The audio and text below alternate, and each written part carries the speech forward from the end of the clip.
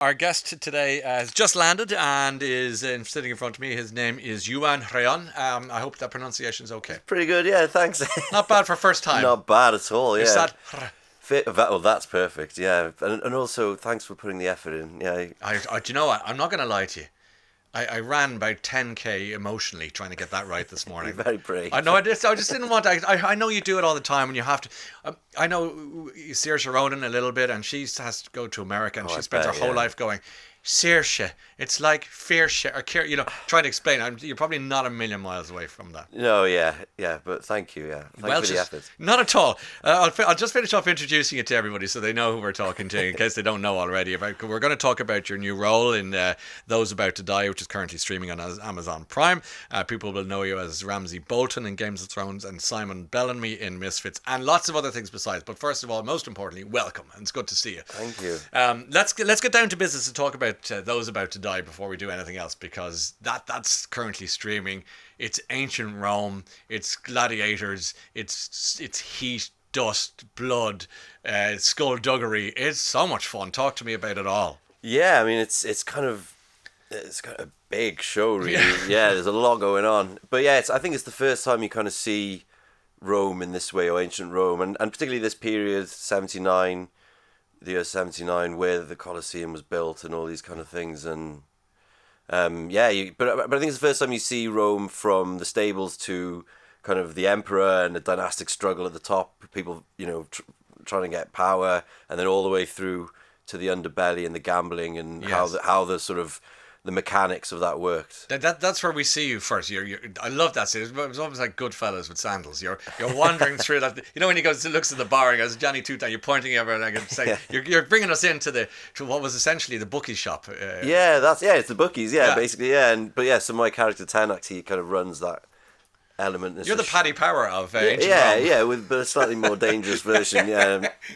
I think if you owe their money, you're probably going to be all right. But so he's running the gambling, but he's also got his eye on he wants a bit more, and because power. And in those days all the power and the sort of the owners, very much like today, I suppose, there's a very elite sort of class that own everything. Yeah.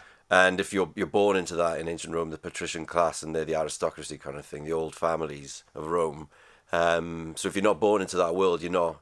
It's inaccessible for you. But Tenax reckons I'll have a go at that. I'll have a pop at that. Yeah. Isn't it funny what you just described? It hasn't really gone away, has it? I mean, no, there's so many chums parallels. are chums, Yeah, well, absolutely, and I think a very rich elite 1% ruling everyone else. Wouldn't happen here, eh? No, it sounds very familiar. Yeah, but it is extraordinary how I think ancient Rome is such an interesting story in itself, because if you go to Washington D.C., the buildings look like what ancient Rome looked like. It's the same thing without the togas. Yeah, well, they kind of modelled their democracy on the Roman democracy, the Roman democracy, rule of law, and exactly, like that. The republic. Yeah. Tell us a bit about the research for this role, because it's such a vast place you can go. What were you listening to? What were you watching? What were you doing? I kind of jumped into this podcast called The History of Rome. I know it. Aptly titled. Do you like it? I love it.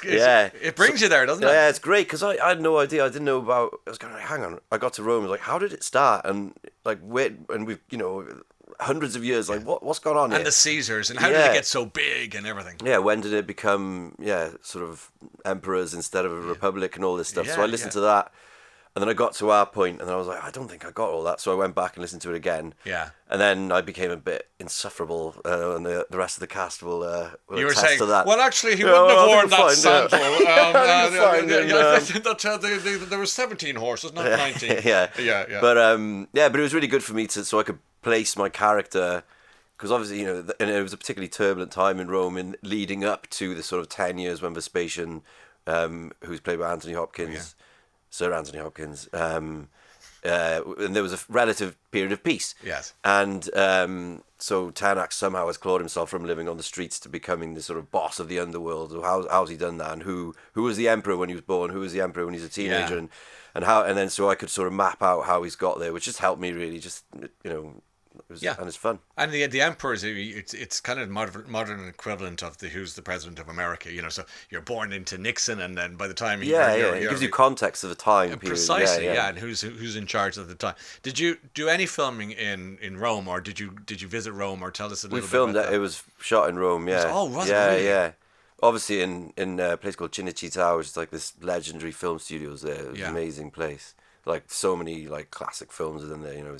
It's amazing. But then obviously, you're driving into work, driving to the studio to shoot a scene in the Circus Maximus, and you're passing the Circus Maximus. Circus Maximus, yeah. It's pretty cool, man. Isn't it isn't it? Yeah. I mean, and that's the beautiful thing about Rome. You've got the Forum is still there. Yeah. Then it's obviously ruins. Yeah. But So when you're there, so when you're getting into that world and you're trying to figure out, the history and stuff, you can actually go and see. And Jojo, who plays Domitian, who is the son of Vespasian, he's got a funny story. He's like walking around the Palatine Hill, and he's like, "Oh, I wonder who lived here." And he looked at this little plaque, and he's like, "This is the bedroom of Domitian." He's like, "Ah, it's mine. I lived here."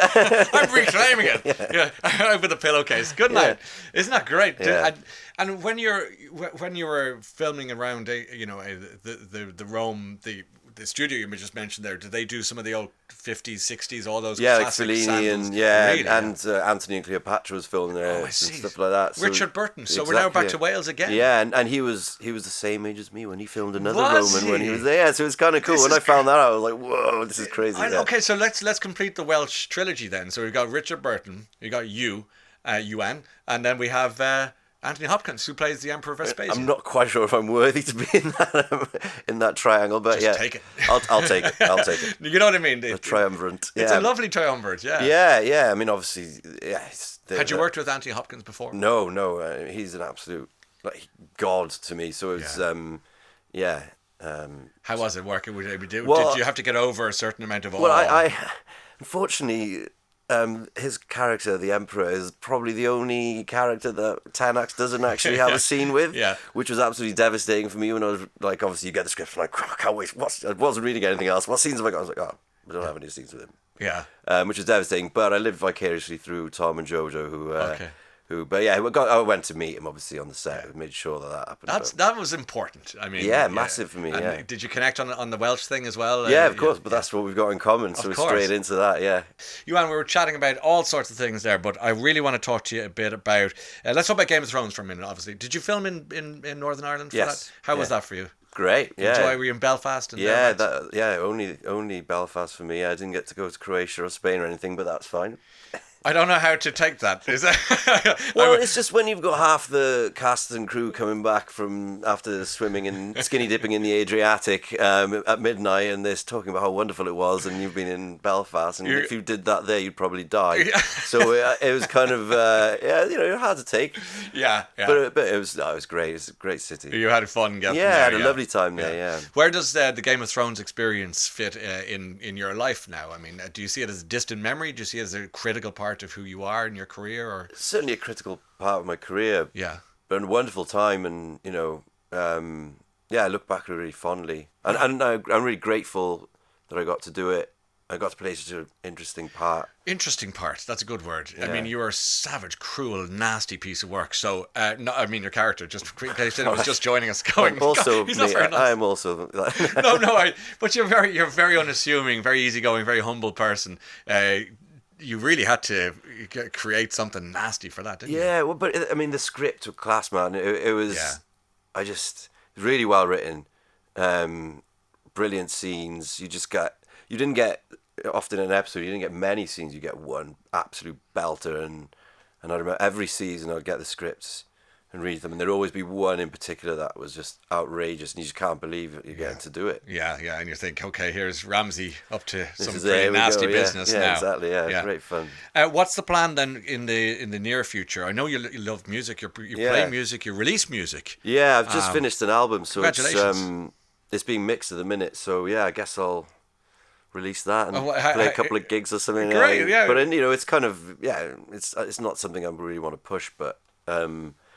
Yeah. Is it just why do you do it if you're keeping it on just the down for low? The love of music, and it's something I've always done. From when I was very young, and it's something I still always do. So I always take a guitar when I'm away filming or whatever and write songs. I can't help myself with writing songs, and then you get to a point where you got so many songs, you need to record them and release them, otherwise it all just exists in your head. Yeah. And so I've just so we've just been working on an album the end of last year, beginning of this year, and oh no, when did I do it? Yeah, this year. It would have been. I can't remember. That's okay. You have a lot going on in your head. Yeah. What year is it? And, what show is it? What Who day are is it? you? Who am I? So that's But I mean, I'll just put it out there, and it's just something I love doing. And also, if I don't want to make it about money, because if it becomes about money, then it becomes a job, and I don't want it to be that. I want it to be something that's mine and creatively that I am in control of. It's a passion project, and it's a hobby. Yeah, okay, I like that. What's the story work-wise after this? Obviously, Those About to Die is brewing up a storm on Amazon Prime now. That's why you're here to talk to us today. So, future plans that we can talk about? Not really at the minute. No, I don't want to talk too much about what's going on. But there is stuff going on. Yeah, I mean, there's always stuff lurking around corners. But we'll I don't like to talk about things. That's like okay. That, well, we'll cut a deal like when it's happening. Come and see us again. Absolutely, we'll talk I'd love about to, that. yeah. Okay, and I know what you need to do.